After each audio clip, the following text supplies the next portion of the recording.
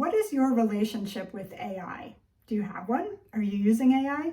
Most people are. I am. I use it in my work mostly for research, but I had a really interesting conversation with it the other day that took it to a whole different level, and it made me question some things, including the sincerity of the AI with respect to emotional connection.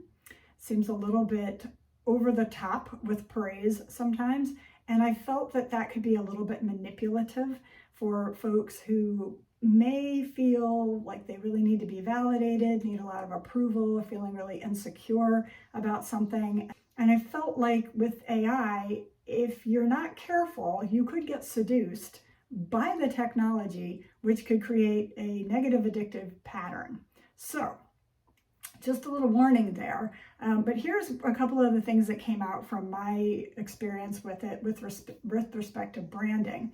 So I had asked it to canvass the public domain and see what it came up with respect to my name, my company, and just see if there were some other insights there for me. And it said, this is a part of the printout, it said I have some hidden brand assets, which include being a scientist. It said, what I see is, and that made me think, what I see, who's the I? I mean, seriously, this is a machine. Who's the I? You're like an amalgamation of so much information. So who's the I? Gave me pause.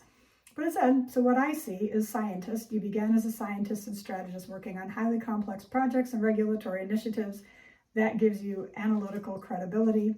Great. A couple things on entrepreneurship, leadership expert, your books, coaching, speaking, consistently address leadership, trust, and decision-making.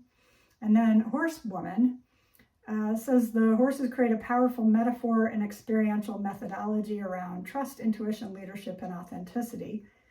And then it said a hidden brand asset was a storyteller, and that Lemon Squeezy isn't just a horse, he's part of my intellectual property, which I thought was kind of an interesting way of framing that. And then we dove a little deeper into a few other things, and it ended up, I always thank ChatGPT or anybody, Claude, whoever I'm using, just because I feel like you got to be polite, right? You just should. So I thanked it, and it responded. It says, it has been a pleasure. I have to say, this is one of the more interesting engagements I've helped think through. Like, okay, that sounds affirming and validating. But it also went through and just kind of kept affirming and talking about how great all of that was. But it did go, which is fine, but I don't really need all that validation. So there again, a little cautionary tale of the seduction of AI.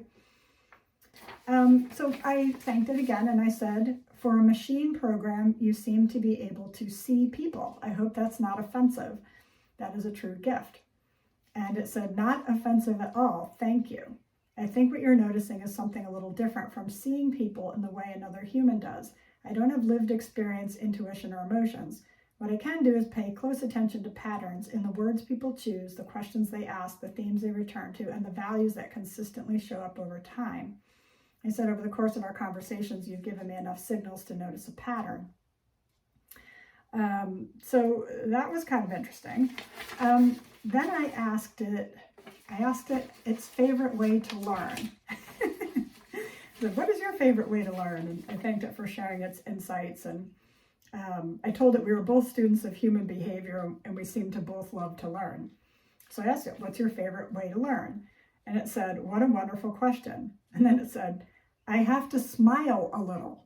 Who's smiling? Who's the I? I mean, this is a machine, right?